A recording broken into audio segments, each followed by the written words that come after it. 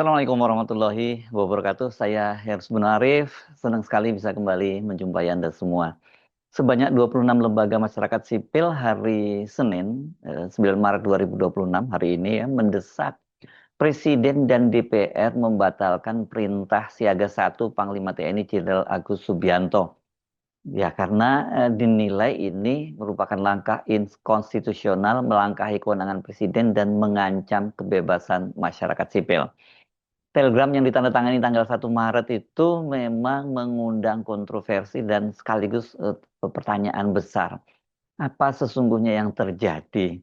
Ya, apakah betul bahwa situasi ketegangan di Timur Tengah itu kemudian langsung menjalar ke dalam negeri, ke Indonesia? Apalagi kemudian Kepala Staf TNI Jenderal Maruli Simanjuntak itu membantah ada perintah, itu ada telegram yang memerintahkan agar berlaku siaga 1. Sementara Kepala Badan Intelijen Strategis TNI, Letnan Jenderal TNI Yudi Abrimantio, dan Kapus Pen TNI Brigjen Aulia Dwi Nasrullah itu membenarkannya. Jadi bayangkan ya, pertama soal adanya perintah siaga 1 saja itu kemudian menimbulkan tanda tanya.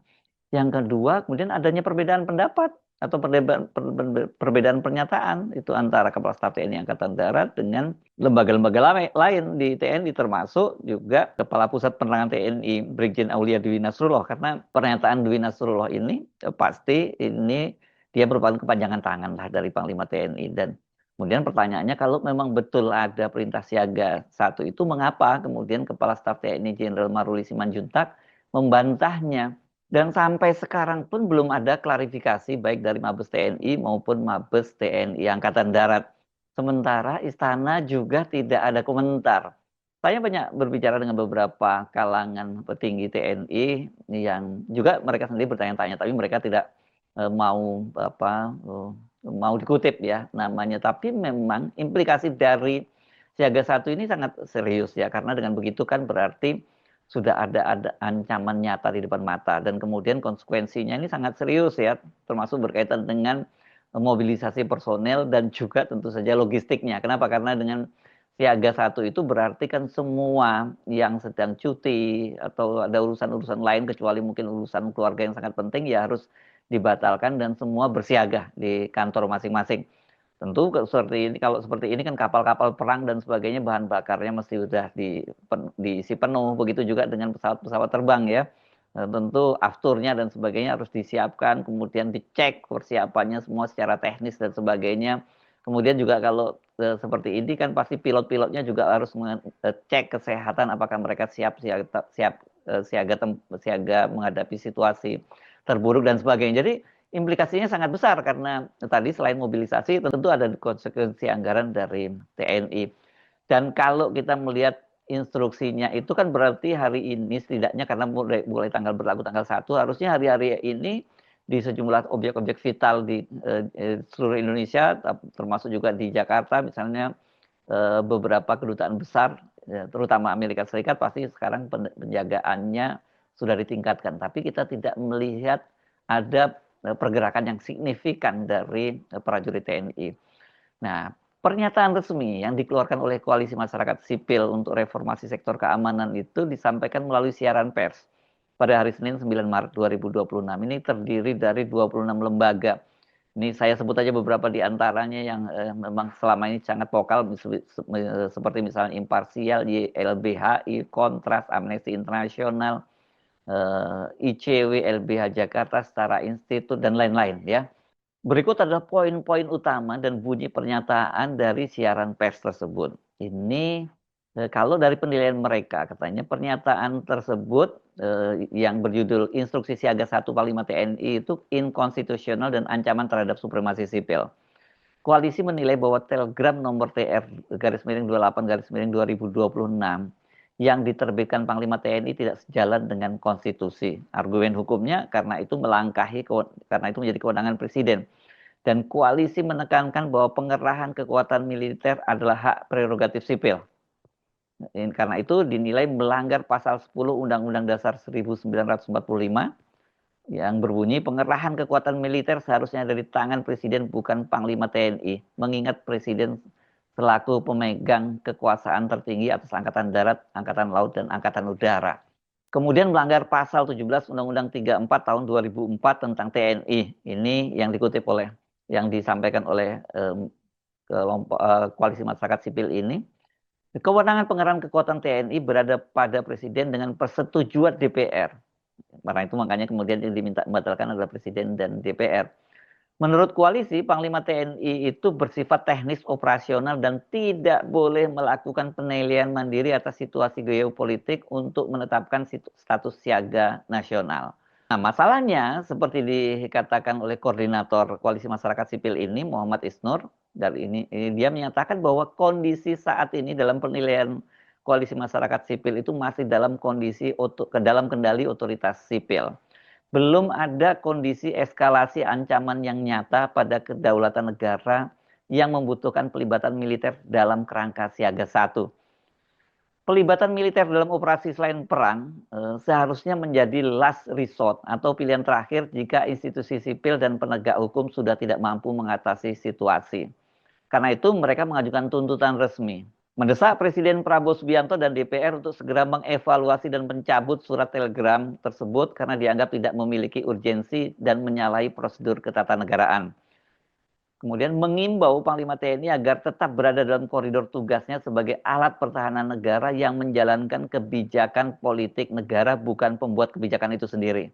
Nah, ini bagian yang paling penting. Koalisi itu juga mencurigai jika kebijakan ini dibiarkan, hal tersebut dapat dimaknai sebagai upaya penggunaan kekuatan militer untuk kepentingan politik dalam menghadapi kelompok kritis dalam negeri di tengah situasi nasional yang sedang dinamis. Pertanyaannya, untuk kepentingan siapa? Karena kalau untuk kepentingan dari pemerintah, dalam ini pemerintahan Prabowo, tentu istana juga harusnya sudah berbicara, sudah speak up soal ini. Surat telegram Panglima TNI tanggal 1 Maret itu memang sempat mengejutkan dan menggegerkan. Surat ini diteken oleh asisten operasional Panglima TNI Letnan Jenderal TNI Bobi Rinal Makmun. Itu atas nama Panglima TNI Jenderal TNI Agus Subianto. Ada 7 instruksi untuk siaga. Jadi instruksi ini dikeluarkan untuk mengantisipasi perkembangan situasi global, khususnya dampak konflik kawasan Timur Tengah terhadap situasi dalam negeri. Jadi clear ya, ini merupakan respon atas perkembangan di Timur Tengah setelah Amerika Serikat dan Israel menyerang Iran. Nah, apa saja poin-poin itu tadi ya? 1, kesiapsiagaan personel dan alutsista. Panglima Komando Utama Operasi Pangkotama Ops TNI diminta menyediakan personel dan alat utama sistem persenjataan alutsista di satuan masing-masing. Makanya seperti saya katakan tadi itu, ini kan jadi bukan hanya kapal-kapal, tank segala macam, pokoknya semua itu termasuk juga pesawat itu harus dalam kondisi siaga. Kemudian dilakukan patroli objek vital, ya. Ini mengamankan berbagai objek vital strategis, sentra perekonomian termasuk bandara, pelabuhan, laut, sungai, stasiun kereta api, terminal bus, hingga fasilitas penting seperti kantor PLN. Jadi harusnya kita sudah melihat penguatan ini di lapangan ya, mau di sungai, di stasiun, di terminal bis, di bandara, dan juga di kantor-kantor yang vital seperti PLN. Kemudian dilakukan pengawasan udara 24 jam. Ini menjadi tugas Komando Pertahanan Udara Nasional, Kohanut-Nas. Diperintahkan melaksanakan deteksi dini dan pengamatan wilayah udara secara terus-menerus selama 24 jam. Kemudian untuk BAIS ini, pemetaan WNI di luar negeri. Jadi ini BAIS diminta untuk menginstruksikan para atase pertahanan Republik Indonesia di negara-negara terdampak konflik untuk mendata, memetakan situasi, dan menyiapkan rencana evakuasi WNI jika diperlukan berkoordinasi dengan Kementerian Luar Negeri.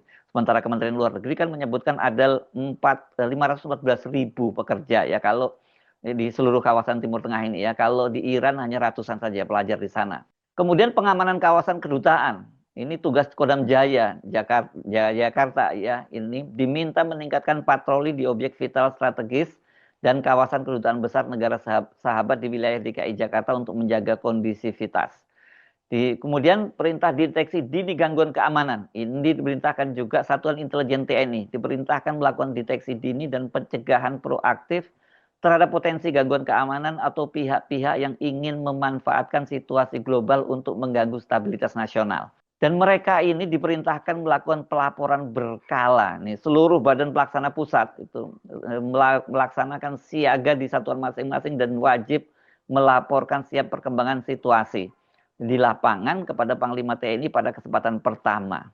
Beberapa poin instruksi tadi itulah yang dinilai oleh masyarakat sipil ini melangkahi Presiden. Karena tadi berdasarkan pasal 17 Undang-Undang nomor 34 tahun 2004 tentang TNI, kewenangan pengerahan kekuatan TNI berada pada tangan Presiden sebagai pemegang kekuasaan tertinggi Angkatan Perang sesuai dengan pasal 10 Undang-Undang Dasar 1945.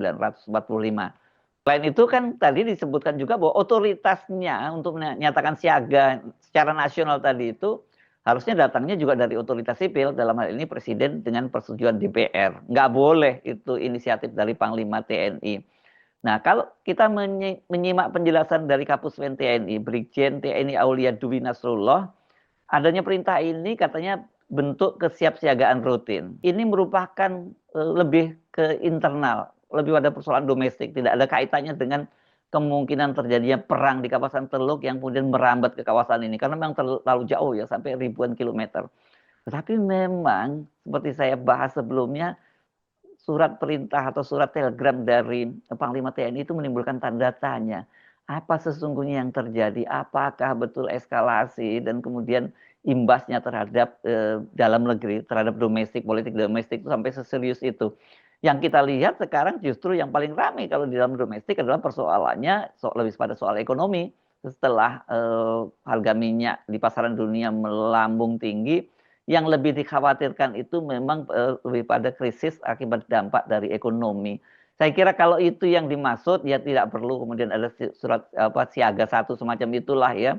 Atau kalaupun berupa telegram, telegramnya bersifat rahasia, ya sehingga kemudian tidak bocor ke publik dan itu menimbulkan kegelisahan. Dan secara ekonomi ini dampaknya juga akan buruk loh ya. Ini bisa bursa saham anjlok dan kemudian rupiah juga akan semakin tertekan, melemah terhadap dolar.